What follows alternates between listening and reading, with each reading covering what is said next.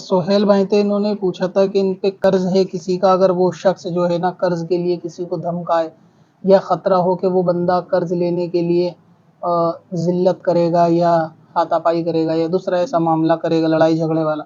और कर्ज चुकाने के लिए अगर पैसे ना हो तो इस सूरत में क्या लोन ले सकते हैं ताकि उसका कर्ज दे दिया जाए।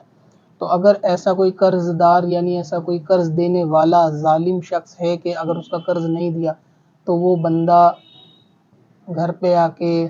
बकना शुरू कर देगा या मोहल्ले में बेइज्जती करना शुरू कर देगा वगैरह वगैरह। तो ऐसी सूरत में या तो किसी दूसरे इज्जतदार शख्स से कर्ज लेकर उसका कर्ज उतार लिया जाए, रिश्तेदारों से कर्ज लेकर उतार लिया जाए।